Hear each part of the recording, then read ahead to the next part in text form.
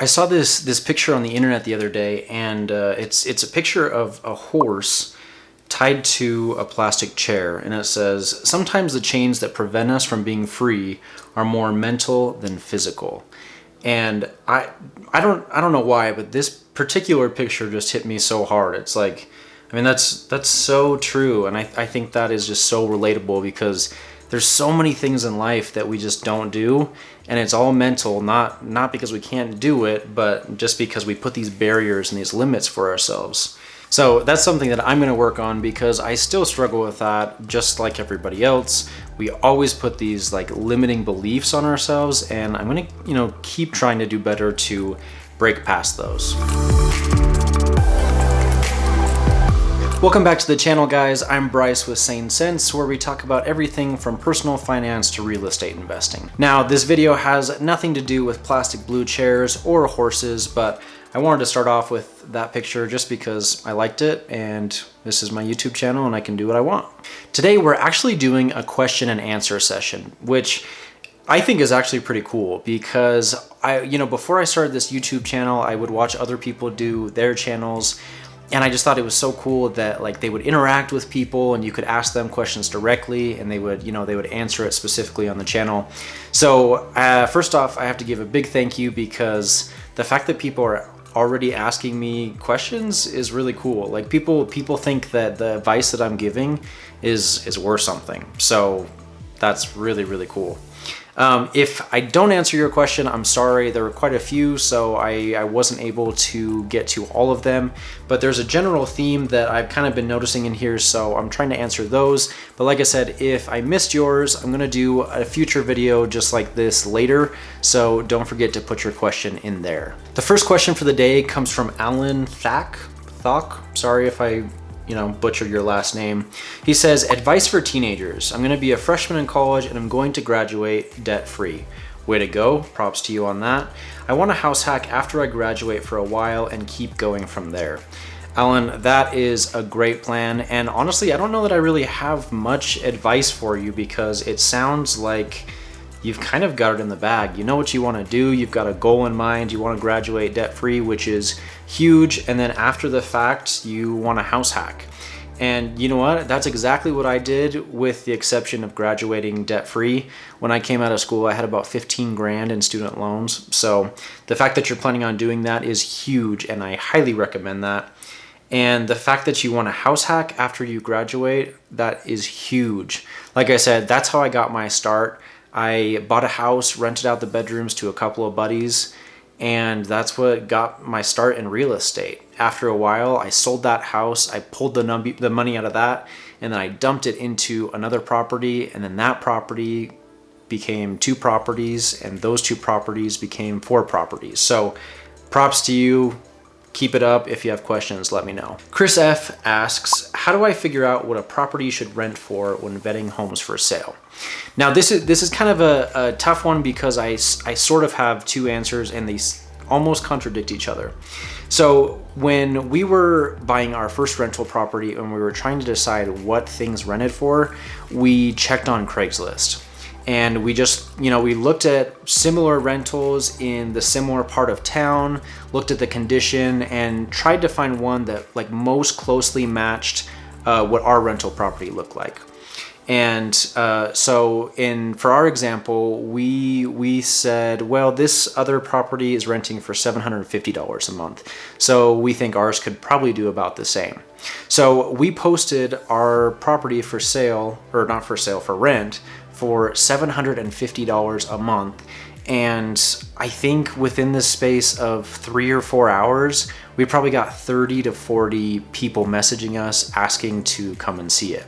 So we actually pulled the listing and upped the rent, and we upped it to $850. And even then, when we relisted the posting, we had tons of people still messaging us. So that's my suggestion. Go on Craigslist and just kind of find like the ballpark area of what similar properties are renting for. And don't take that as hard, fast numbers. Just kind of gauge the market. If you're getting a lot of people requesting to see it or want to know more about it, then maybe you bump it up a little bit. If not, if you're not getting a whole ton, then maybe you drop it. But just to kind of start out and get a starting price, I would check Craigslist. Jaden Bell asks, do you have any advice for high schoolers? That's a really good question. And if I had to give any advice, what I would say is try and figure out what you want to do. Right now, you kind of don't have any consequences. You can dabble in things, you can try things, and you're not super worried about paying rent or trying to pay for food to put on the table. And so now is kind of your time to dabble in things and figure out if you want to go into accounting, or maybe you want to be an interior decorator, or like I said, this is really the time to kind of play around and figure what you want to do. Now, the reason I say that is because if you don't know what you want to do, so many people just think that the default path is to go to college.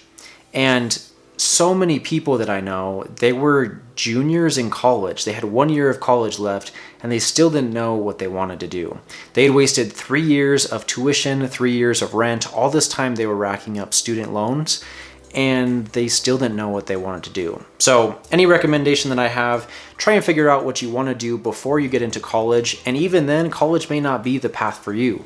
If you want to be an electrician, or you want to be a lineman, or whatever it may be, college might not be the path for you. And if you can get a high-paying job without going to college and without accruing all these student loans, then I recommend that you do that. Deezer Ein Leon, I'm really sorry if I mess up your username. Deezer Ein Leon asks, what high-paying jobs can you do as a freshman to earn some extra investing money? That's a great question.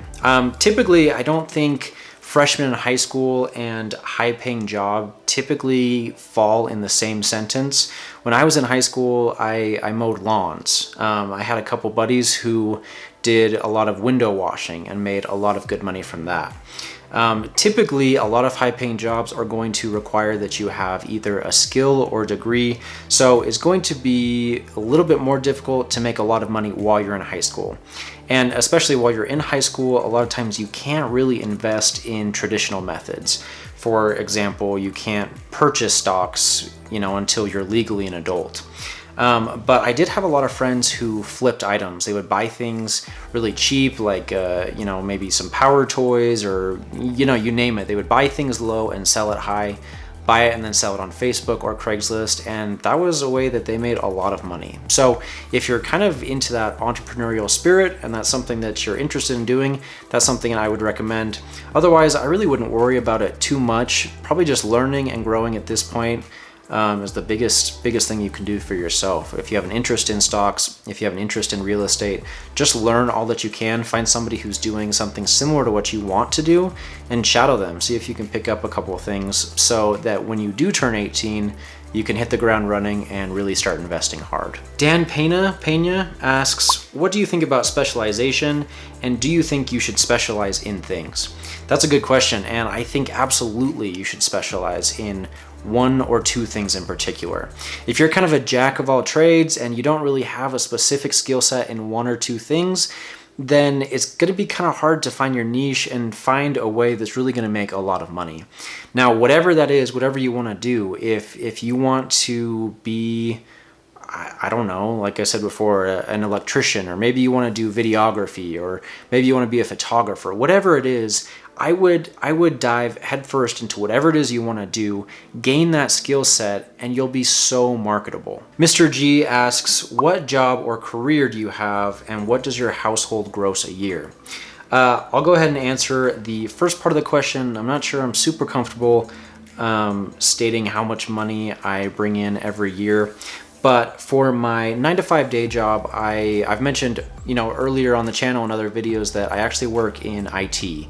So my official job title is an Enterprise Systems Administrator, which in layman terms just means that I work on servers and computers and fix computers all day long. So I've a lot of the side hustles that I have and that I do involve technology, and that's something that I've come to really love. And I've just always been interested in technology and IT. But you'll notice that a lot of my other side hustles and passions, like real estate, have nothing to do with technology. So I don't think that's a specific reason to necessarily go into a career.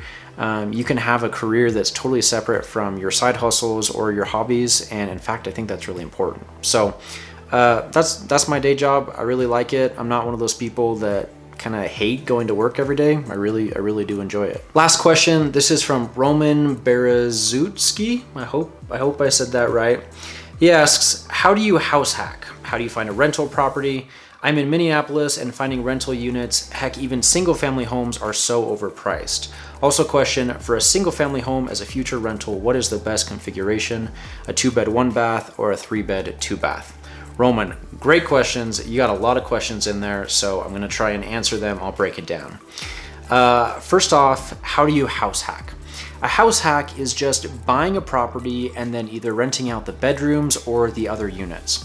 So when I did a house hack, I bought a single family property. It was 4 bedrooms, 2 bathrooms, and I lived in one of the bedrooms and I rented out the other 3 bedrooms to buddies and friends of mine. Now the great part about this was when I did this, all 3 of the other bedrooms that were renting from me, they covered all of my mortgage. So I got to live in a nice clean house and my mortgage was covered for me. It covered all of the utilities, and even still at the end of the month, I probably had 10 or 20 bucks left over, so it bought me lunch too. So if you're just starting, wanting to get into real estate, this is a great way to do it. Now, that's not the only way to do it. Say you're married and you're kind of just over the roommate thing and you and your spouse don't want to rent out bedrooms. I don't blame you. At this stage in my life, I wouldn't do that either. But what you can do is you can use a conventional loan. You can either use conventional loans or an FHA loan. You can buy a duplex, a triplex, or a fourplex, and you can live in one of the units and then rent out all the other units, and it works exactly the same as renting out the individual bedrooms. So again, all the other units, they would cover your mortgage for you and you would live rent-free. The other benefit about this is they're paying down the mortgage for you and you're gaining equity using other people's money. So that's huge. You also ask, how do you find rental property? That's kind of a more broad topic. I plan on making a video talking about some of the ways that I've used to find rental properties. But like I said, it's a little bit too broad for this type of a video, so I'll answer that in an upcoming video. Watch out for that. I'm in Minneapolis and finding rental units, heck, even single family homes are so overpriced. I agree. That's a tough one because real estate oftentimes is overpriced and you really don't want to pay those prices. So it's hard, it takes a while, you have to analyze a lot of properties, look at a lot of deals, work with a lot of different realtors. Maybe you find a deal off the MLS. There's a lot of different ways, but like I said, I'll go into that in another video. Also question, for a single family home as a future rental, what is the best configuration? 2-bed, 1-bath or 3-bed, 2-bath? Definitely a 3-bed, 2-bath. I'm not going to say that that's the best configuration necessarily, but compared to a 2-bed, 1-bath, it's huge. Typically, when I look for a rental property, I definitely look for at least 3 bedrooms and 2 bathrooms. The reason for that is because if it's a single family home, the amount of rent that you can get between a 2-bed, 1-bath and a 3-bed, 2-bath is night and day different. And for resale value, a lot of people are looking for at least 3 bedrooms versus a 2-bedroom configuration. If I were to buy a property, if it was a 2-bed, 1-bath, I would probably pass unless there was some way to make an additional bedroom, like, you know, framing another wall to be able to make a 3rd bedroom. Otherwise, I would definitely try and stick with a 3-bed, 2-bathroom. Now, it's interesting because the jump between say a 2-bed, 1-bath and a 3-bed, 2-bath is huge. It's like this big. But don't go thinking that, okay, well, maybe I should buy a 6-bed, 4-bath. No, that's not really how it works. So from 2-bed to 1-bath, 2-bed to 3-bed is huge. And then a 3-bed to a 4-bed is a little bit larger. And then from a 4-bed to a 5-bed is just a little bit more. And then a 5-bed to a 6-bedroom is like teeny tiny. It's almost insignificant. So don't think that all of these bedrooms just, you know, raises the value of the property so much. But going from a 2-bed, 1-bath to a 3-bed, 2-bath is huge, and I would highly recommend it. Whew, okay, I am out of breath. That is a lot of questions, but I really enjoyed this. So if you guys like this type of video, leave me a comment, leave me a question. I'll post you know, in a couple months or a couple weeks, and we'll do another one just like this because I really like answering your questions. I appreciate all the comments. I appreciate you guys stopping by, watching the channel, supporting me. That's it for this week's video, and we'll see you next week. Thanks for watching.